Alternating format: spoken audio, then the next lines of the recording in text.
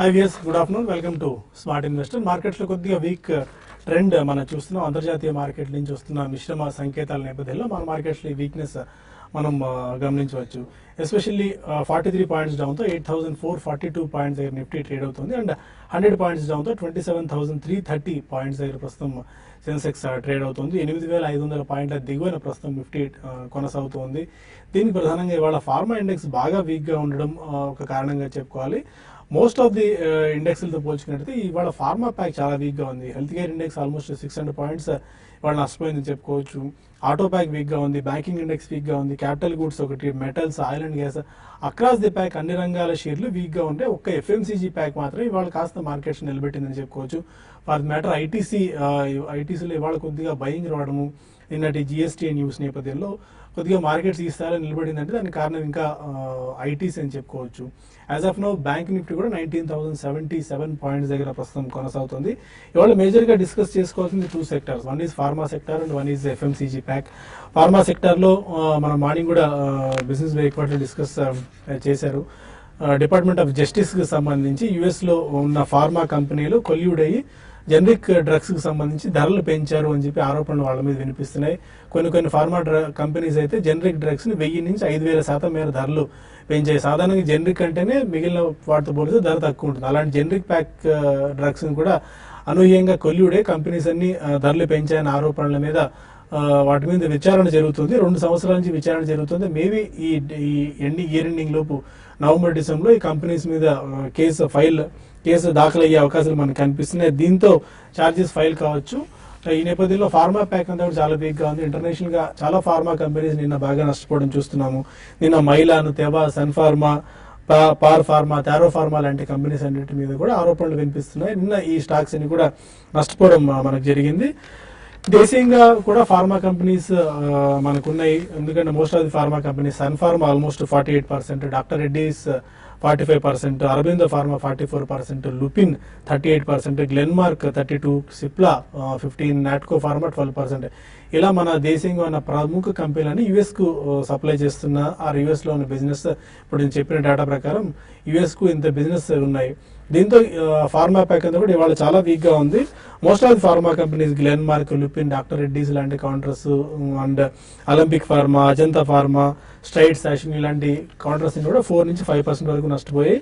And జిఎస్టీకి సంబంధించి కొద్దిగా positive news రావడంతో ఇవాళ Colgate, ITC and Dabur, HUL లాంటి కౌంటర్స్ ఒక 2 నుంచి 3%, ఐటీసీ లాంటి కౌంటర్స్ అయితే 5% వరకు పెరిగాయి. సిగరెట్ స్పేస్ లో ఉన్న కంపెనీస్ లో మనకి ఎస్పెషల్లీ ఐటీసీ ఆల్మోస్ట్ ఒక 5% దాకా పెరిగింది, విఎస్టీ 3% దాకా పెరిగింది, and Godfrey Philips 1.5%, golden tobacco లాంటి కౌంటర్స్ 5% వరకు వాళ్ళు పెరగడం చూస్తున్నాం. ఇప్పటివరకు మార్కెట్ ట్రెండ్ ఏంటి, ఈ టైంలో ఎలాంటి అప్రోచ్ మనం తీసుకోవాలి, వీకెండ్ అన్న అంశాలపై మనతో మాట్లాడేందుకు అన్ని సిద్ధంగా ఉన్నారు. Good afternoon both of you sir. కొద్దిగా వీక్నెస్ ఇవాళ మనం చూస్తున్నాము. చాలా ఫ్యాక్టర్స్ ఒకటి ఉన్నాయి. ట్రంప్కి సంబంధించి మనం ఒక 2 డేస్గా డిస్కస్ చేస్తూనే ఉన్నాం. ట్రంప్ రావచ్చేమో అన్న ఆందోళన మార్కెట్స్ నెలకొని ఉంది. దీనితో ఇప్పుడు డిపార్ట్మెంట్ ఆఫ్ జస్టిస్ పేల్చిన మరొక బాంబ్, ఫార్మా కంపెనీస్ కొల్యూడే దాదాపు 1000 నుంచి 5,000% మేర డ్రగ్స్ ధరలు పెంచారు అని చెప్పి ఒకటి వినిపిస్తుంది. దానివల్ల ఫార్మా ప్యాక్ వాళ్ళు చాలా వీక్గా ఉంది. వాళ్ళకి సినారీ మీరు ఎలా రేట్ చేస్తున్నారు? 8,500 బిలోనే ప్రస్తుతం నిఫ్టీ కొనసాగుతుంది.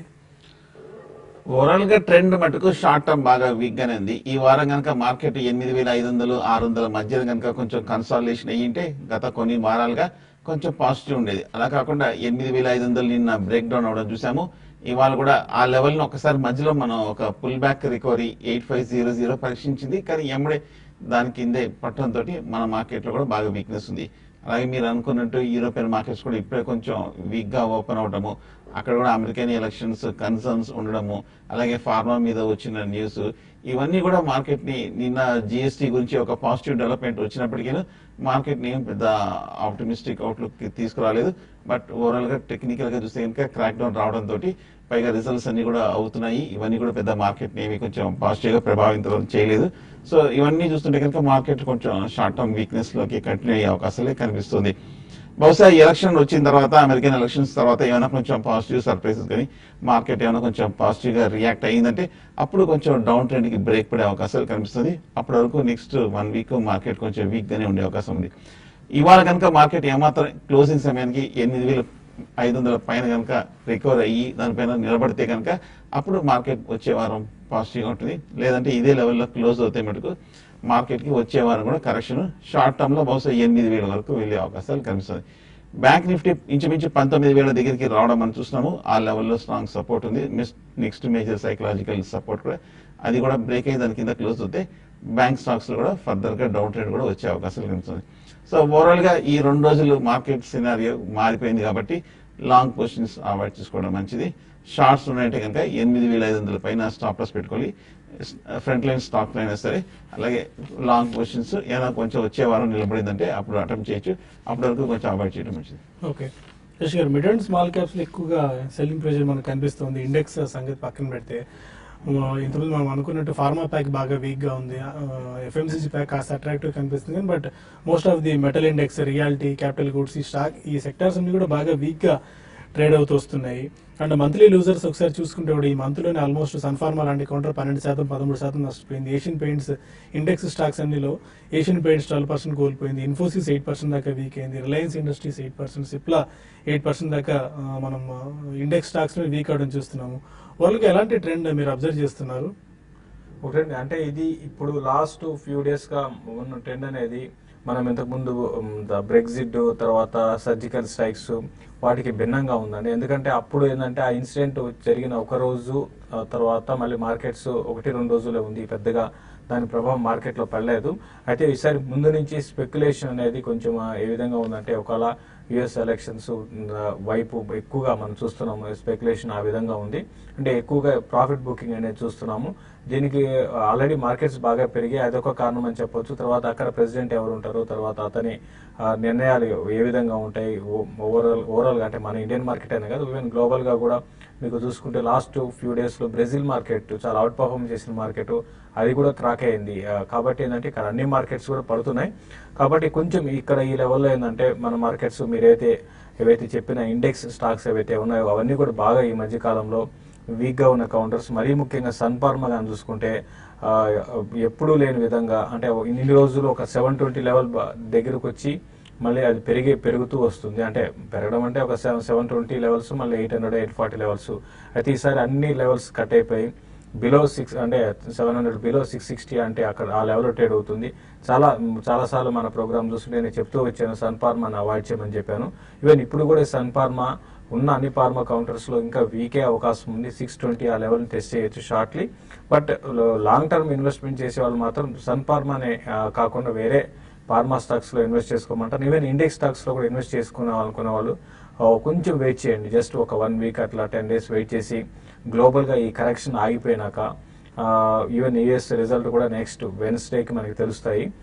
కాబట్టి అప్పుడు మళ్ళీ మార్కెట్స్ ఏ విధంగా రియాక్ట్ అవుతాయని బట్టి డెసిషన్ తీసుకోమంటాను. అయితే ప్రస్తుతం అయితే మార్కెట్స్ వీక్ గానే ఉన్నాయి. ఇంకా ఈ వీక్నెస్ అనేది ఒక 2 to 3 డేస్ కొనసాగొచ్చు. 8.5 బిలో కంటిన్యూగా ట్రేడ్ అవుతుంది కాబట్టి మనకి 8.5 అనేది మేజర్ రెసిస్టెన్స్ ఉంటుంది.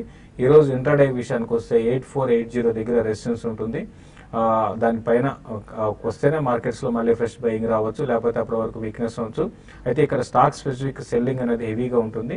దాని దృష్టిలో పెట్టుకొని సెల్ అండ్ ర్యాలీస్ అని చెప్తాను. కాబట్టి ప్రస్తుతం ఇంతకుముందు అన్నట్టుగానే కొన్ని స్టాక్స్ లైక్ కోటక్ బ్యాంక్ ఒకటి ర్యాలీస్ లో సెల్ చేయమని ఇంతకుముందు కూడా చెప్పడం జరిగింది. 812, 814 దగ్గర స్టాప్ లాస్ పెట్టుకోండి.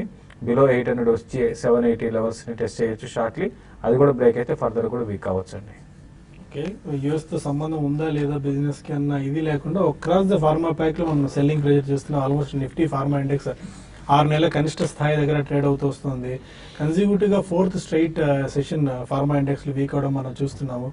ఆల్మోస్ట్ ఎక్కడ లేని ఎప్పుడు లేనంత వీక్నెస్ మీకు స్టాక్స్ లో కనిపిస్తుంది. ఎస్ఎంఎస్ ఫార్మా, గ్రాన్యూల్స్, సివెన్ లాంటి స్టాక్స్ కూడా రియాక్ట్ అవుతున్నాయి. అండ్ ఈ impact department of justice impact ఎవరికి ఇండియన్ ఫార్మా కంపెనీస్ మీద ఏ స్థాయిలో ఉంటుందన్న విషయాలపై మనతో మాట్లాడేందుకు ఐప్రోపైట్ ప్రమోటర్ పద్మజ గారు టెలిఫోన్ లైన్ లో ఉన్నారు. గుడ్ ఆఫ్టర్నూన్ పద్మజ గారు. గుడ్ ఆఫ్టర్నూన్ అండి. కొద్దిగా బ్రీఫ్ గా పద్మజ గారు, ఈ ఇంపాక్ట్ మన ఇండియన్ ఫార్మా కంపెనీస్ మీద ఏ మేరకు ఉండే అవకాశం ఉంది? మీ స్టడీ అండ్ మీ రీసెర్చ్ లో ఎలాంటి అధ్యయనం మీరు చేశారు? ఇది ఇంపాక్ట్ ఎలా ఉంటుందంటే అండి, ఇప్పుడు ఫస్ట్ వాళ్ళు they going to look at ఏ కంపెనీస్ ఓవర్ ప్రైసింగ్ చేస్తున్నారనేది చూసుకుంటారండి. అది తెలియదు కాబట్టి మనకు డైరెక్ట్ గా ఏ కంపెనీస్ ఓవర్ ప్రైసింగ్ చేశారని ఇంకా బయటకు రాలేదు కాబట్టి అన్ని ఫార్మా స్టాక్స్ మీకు డిప్ అయిపోయి కనబడుతున్నాయి యాక్చువల్ గా. అవునండి. బట్ మీకు over a period maybe next 1 month time లో ఇంత మేబీ 1 or 2 కంపెనీస్ పిక్ అవుతాయి, అన్ని కంపెనీస్ కి ఇంపాక్ట్ ఉండదు బేసికల్ గా. ఎందుకంటే అందరూ must not have done over pricing day. అవును. సో ఏ కంపెనీస్ అయితే ఓవర్ ప్రైసింగ్ అయిపోయాయో వాళ్ళకి అనాలిసిస్ ఎలా ఉంటుందంటే maybe they will get penalised. So penalty recent గా ఒక కేసు అయిందండి మనకి ఇలాగే సేమ్. అంటే ఇంత ఇంపాక్ట్ అవ్వలేదు ఎందుకంటే ఎక్కువ బాగా అనాలిసిస్ చేయలేదు అప్పుడు డిపార్ట్మెంట్ జస్టిస్. బట్ ఒక company which is US company but we have Hyderabad base యాక్చువల్గా మైలాన్ అనండి. ఒక ప్రోడక్ట్ మీద ఓవర్ ప్రైసింగ్ తో they were suppose to pay penalty of almost $460 million అండి. ఓకే. సో అది ఎలా అనాలిసిస్ చేస్తారంటే, ఎలా అరైవ్ అవుతారంటే ప్రైస్ యాక్చువల్ గా ఏంటి డేటా సబ్మిట్ చేయాల్సి వస్తుంది అనమాట. బికాస్ ఇప్పుడు మనకి ఇప్పుడు ఏం నడుస్తుందంటే సబ్పీనా అని అంటారు అనమాట. సబ్పీనా అంటే ఎలా అంటే మీ డేటా సబ్మిట్ చేయాలి డిపార్ట్మెంట్ ఆఫ్ జస్టిస్ కి ఈ లిటిగేషన్ లో. మీ ప్రోడక్ట్ కాస్ట్ ఎంత వస్తుంది, మీరు ఎంత ప్రైస్ కి అమ్మారు, ఎంత డిఫరెన్షియల్ ఉంది అని చెప్పేసి అనాలిసిస్ చేసి దాని బేసిస్ మీద వాళ్ళు ఎంత పెనలైజ్ చేయాలి అనేది వాళ్ళు డిసైడ్ చేస్తారండి. ఆ penalty goes to the government actual గా. Government will distribute it to the actual the public మళ్ళీ. ఓకే. ఎందుకంటే ఎవరైతే ఇంపాక్ట్ అవుతుంది ఎందుకంటే this is life threatening issues కదండి మెడిసిన్స్ అనేటప్పటికి. So every government is interested in controlling the prices. Okay.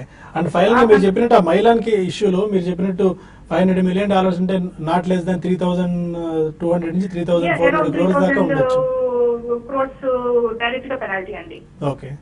So అలాగా ఎంత స్టాక్ అమ్మారు వీళ్ళు ఆ బేసిస్ మీద వాళ్ళకి ఒక్కొక్క కంపెనీకి ఒక్కొక్క ప్రోడక్ట్ కి డిఫరెన్షియేటింగ్ గా పెనాల్టీ వస్తుంది. Okay.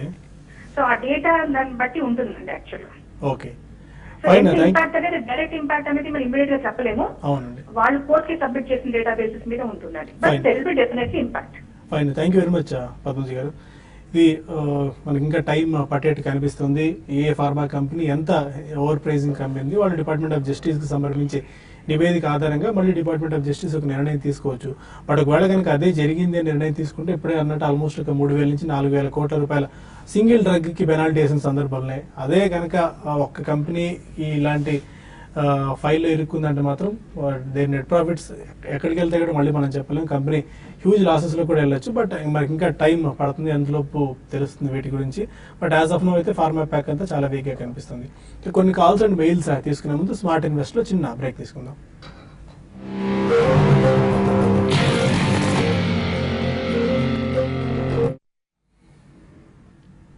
Welcome back to smart investor. కొంతమంది కాలర్స్ లైన్లో ఉన్నారు. First caller Vishwanath. అడగండి విశ్వనాథ్ గారు. We have about 150 shares of Arvind Pharma, which we bought at the rate of 800. Okay. How does it look like? And then is it better to sell it off now itself, or we can wait for some time? Okay. Aurobindo pharma 800 రూపీస్లో 150 shares తీసుకున్నారు. ఏ టైంలో cell చేయాలా are better wait చేయొచ్చా? Long term ఇన్వెస్టరే తన మాటను బట్టి అర్థం చేసుకోవచ్చు మనం. అరబిందో ఫార్మా చూస్తే కనుక మిగతా ఫార్మా స్టాక్స్ తో పోలిస్తే బాగా అవుట్ పెర్ఫార్మ్ చేసిందండి. మిగతా స్టాక్స్ అన్ని కూడా లాస్ట్ 2-3 months గా కొంచెం డిక్లైనింగ్ ట్రెండ్ లో ఉన్న మటుకు అరబిందో మటుకు బాగా మేజర్ హైస్ కి వెళ్ళటం మనం చూసాము. 900 రూపీస్ నుంచి ఇంచుమించు ఒక 720 రూపాయల వరకు పట్టం చూసాము. 800 రూపీస్ దగ్గర కొన్నారంటే కనుక ఇంచుమించు 70 రూపాయలు లాస్ లో ఉన్నారు. కానీ ఈ లాస్ట్ 1 or 2 weeks గా చూస్తే కనుక చాలా స్టీప్ రియాక్షన్ వచ్చింది.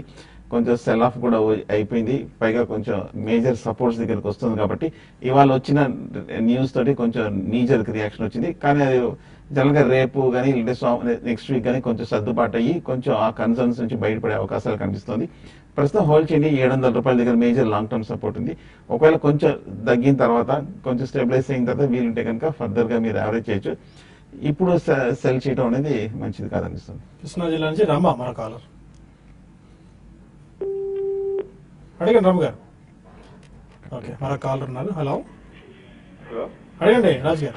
గుడ్ ఆఫ్టర్నూన్ అండి. Good afternoon. ఆర్బిఎల్ బ్యాంక్ అంటే లాంగ్ టర్మ్ కోసం తీసుకోవాలంటే ఇప్పుడు ఫస్ట్ పాయింట్ లో ఎంటర్ అవ్వచ్చా లేదా ఇంకా వెయిట్ చేయొచ్చా?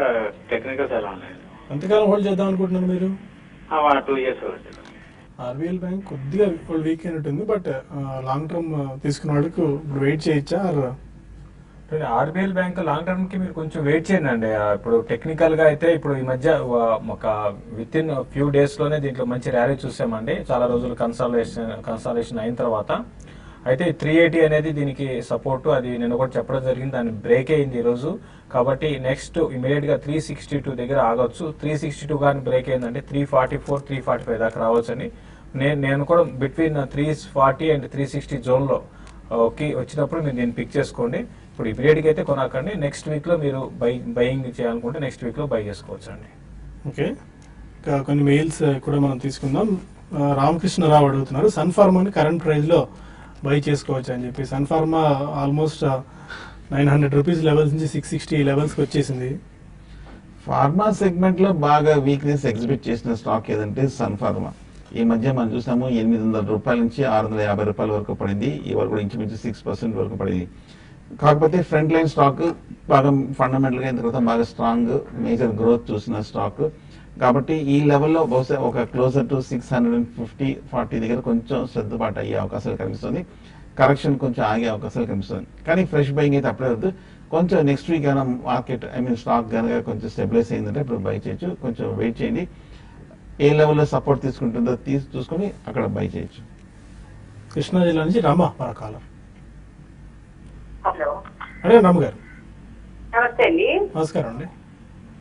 పిఐ ఇండస్ట్రీస్ ను భారత్ బిజిలీ ప్రాఫిట్ బుక్ చేసుకున్నానండి ఓకే, 900 లో. మళ్ళీ ఏ రేట్ ఎంటర్ అవ్వచ్చు శేషు గారు చెప్పమనండి. Pi industries and Bharat Bijli. అండి మీరు నిన్న కాల్ చేశారు, నిన్న ప్రాఫిట్ బుక్ చేసుకున్నాం. మళ్ళీ ఈ రోజే మళ్ళీ ఏ లెవెల్ ఎంటర్ కావాలంటే కొంచెం వెయిట్ చేయండి. ఇప్పుడు మార్కెట్ లో ఇప్పుడే కరెక్షన్ స్టార్ట్ అయింది కాబట్టి. అయితే పిఐ ఇండస్ట్రీస్ మంచి ఫండమెంటల్స్ బాగున్నాయి. తర్వాత లాస్ట్ ఒక 6 నెలలకి ఇప్పటికి కొంచెం తేడా ఏంటంటే రిజల్ట్ చాలా ఇంప్రూవ్మెంట్ అనేది కనపడిందండి పిఐ ఇండస్ట్రీస్ లో. కాబట్టి ఏ లెవెల్ అనేది ఇప్పుడే మనం ఎగ్జాక్ట్ గా చెప్పలేము, కొంచెం వెయిట్ చేయమని చెప్తాను. భారత్ బిజిలీ మాత్రం మీరు దీన్ని కూడా కొంచెం వెయిట్ చేయండి. ఇప్పుడున్న పరిస్థితుల్లో మార్కెట్స్ లో కరెక్షన్ అనేది కొంచెము చూస్తున్నాం. స్టాక్ స్పెసిఫిక్ కరెక్షన్ కాకుండా దాదాపు అన్ని స్టాక్స్ కూడా బాగా పడుతున్నాయి. కొంచెం వెయిట్ చేయండి. నెక్స్ట్ వీక్ అట్లా మళ్ళీ మీరు ఒకసారి మన ప్రోగ్రామ్ చూస్తూ ఉంటే మళ్ళీ మీరు అడిగితే అప్పుడు చెప్పొచ్చు. ప్రస్తుతం అయితే ఈ స్టాక్స్ రెండు కూడా వీక్ అయ్యే అవకాశాలే ఉన్నాయి. అయితే కొంచెం పిఐ ఇండస్ట్రీస్ మాత్రం స్ట్రెంత్ కనపరుస్తుంది. కొంచెం వెయిట్ చేయమని చెప్తానండి. కర్నూలు నుంచి విశ్వనాథ్ పరకాల. నమస్తే అండి. నమస్కారం అండి. ఫస్ట్ విశ్వనాథ్ అండి, కర్నూలు నుంచి మాట్లాడుతాం. నాకు పొజిషన్స్ ఉన్నాయి. సన్ ఫార్మా ఏ ప్రైస్ అండి? సన్ ఫార్మా ఏ ప్రైస్ లో తీసుకున్నారు?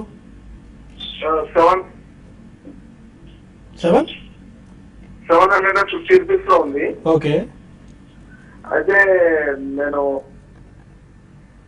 మీ డౌట్ ఏంటంటే మీరు లాంగ్ టర్మ్ పొజిషన్ అట్లే ఉంచుకుంటానండి. ఓకే, మీరు లాంగ్ టర్మ్ ఇన్వెస్టర్ ట్రేడర్ అండి? Long term investor come trader అండి. ఓకేనండి.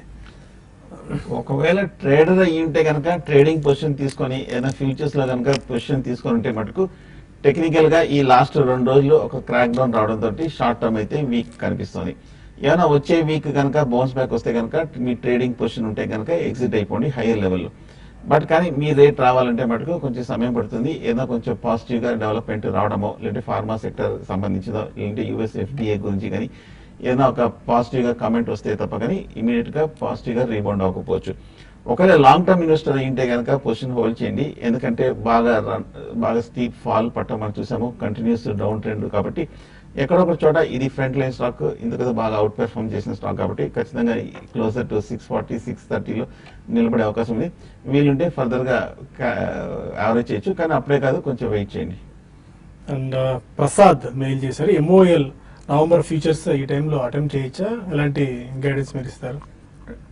ఎంఓఎల్ రీసెంట్ గా బాగా పెరిగిన స్టాక్ అండి. అట్ ద సేమ్ టైం నిన్న కూడా మనం చూసుకుంటే కరెక్షన్ దీంట్లో స్టార్ట్ అయింది.